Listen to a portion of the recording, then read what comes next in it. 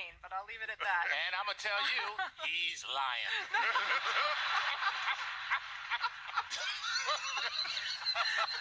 So anyway, as I was saying, I put it in the scanner. Yes. You put him in the scanner while he's rapping. While he's rapping, and we actually found a distinct pattern of brain activation where he, during the improvised state versus when he's doing a memorized rap, he gets decreased activation of the part of the brain called the dorsolateral prefrontal cortex, which has to do with our sense of self and time and place. So when you're in these flow There's states... actually a part of the brain called the dorsolateral Right, it's like prefrontal. Right. Could you make up your mind where this thing is in the head? I'm kind of with you because it's like dorsal, lateral, prefrontal. Right. It's just like, what the so exactly where is it? It's all around here. It's like all up in here.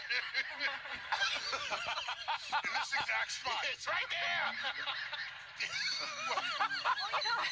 Okay, I'm There are sorry. a lot of parts to the brain that we need to describe in exquisite detail. I won't even ask you about your physics terms that you all use. So it's turned down, right? And then, so that's why when people are in this flow state, it feels as if it's coming through them from someplace else because they lose their sense of agency. But they also lose their sense of time. And we also know in people, if you knock out with transcranial magnetic stimulation that part of the brain, it'll affect their perception of time. So time is a creation of the brain. It's an illusion, just like anything else. And the other interesting fact is that people without any brain damage, just healthy people, actually have a slower subjective sense of time than the actual clock time. So we're not very accurate at telling clock time.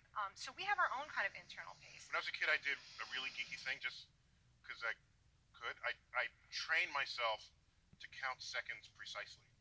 And... Oh. What are you talking about, Neil? That's not geeky at all. And my personal best was I counted 89 seconds when 90 seconds had passed. And I used to do it with stopwatches. I almost got an applause for that thing. One other, and so Brian, I just try to match real time. Yeah. But she's saying it's like the brain can be manipulated to think about. Is there such thing as real time? I just think it's an illusion that we experience, but is there actual Well, time?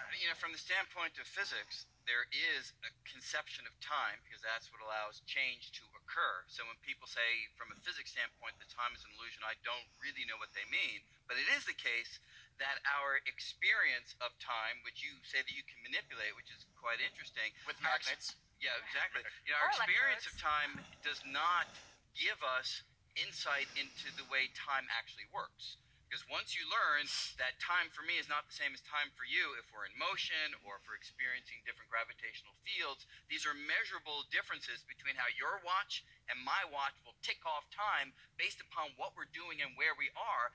That's counterintuitive. We've never experienced that. It took a genius of Einstein to come along and reveal it. So I would say that our experience of time gives us a misrepresentation of how time actually behaves. But time is real. But for every one of us, we are prisoners of the present, eternally transitioning from our past to our future.